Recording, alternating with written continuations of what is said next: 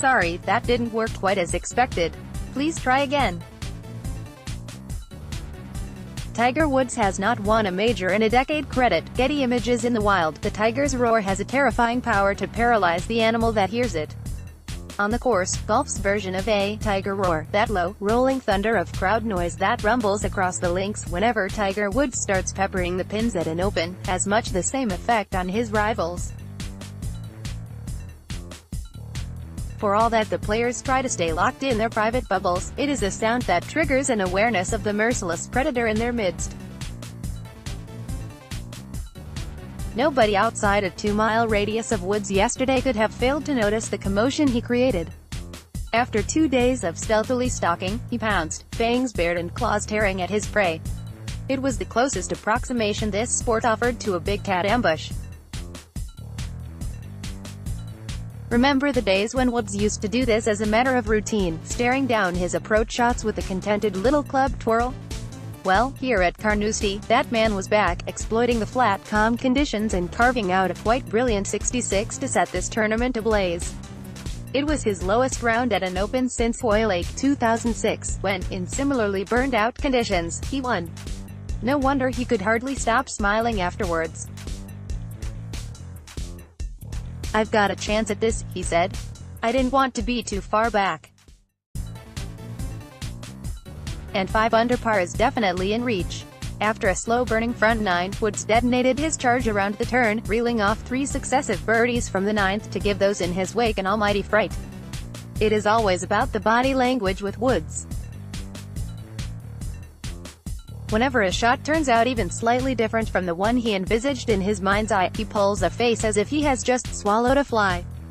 Otherwise, he holds his follow-through in the style of one posing for a painting. This was the Woods who prowled the Angus fairways, watching rap as his second shot at the 10th arrowed through the air and then checked up mere inches from the pin for a tap-in birdie. Astonishingly, it was the first round that Woods had posted in the 60s at an Open since 2007, the last time the championship was staged at Carnoustie.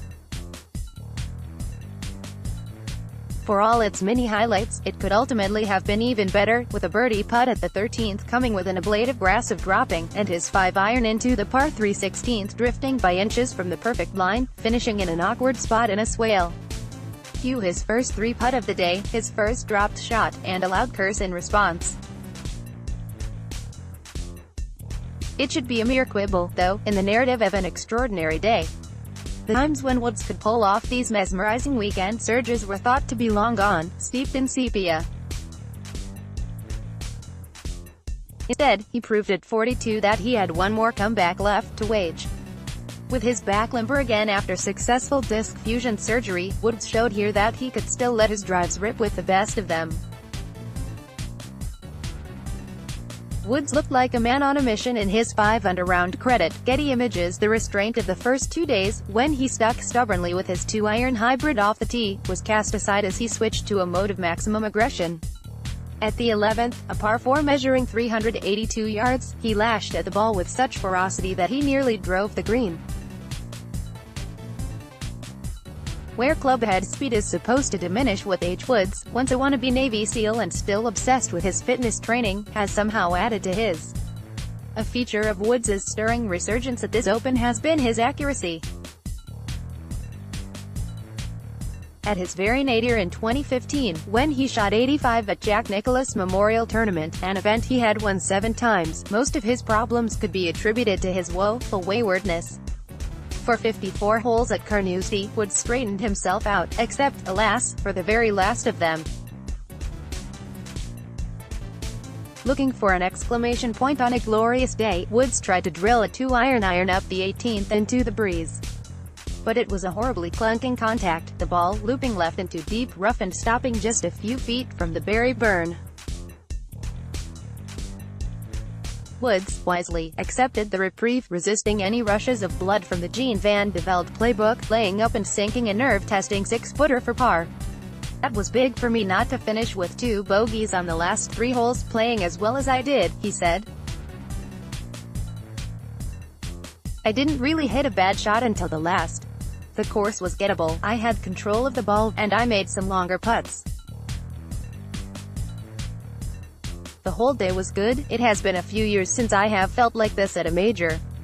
Given what has happened over the last few years, I didn't know if this would ever happen again. Paul Laurie's hole-by-hole guide to Carnoustie. What now? One wonders.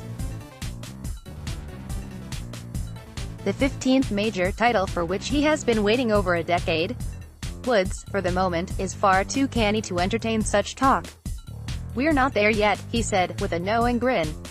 "I know what you're trying to say and asking, but let me try to get there first.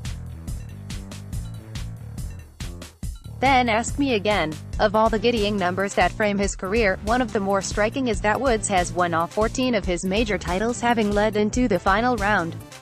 That luxury has been denied him here, but his remains much the most luminous name on a stacked leaderboard. It could hardly be more of a fill-up for golf.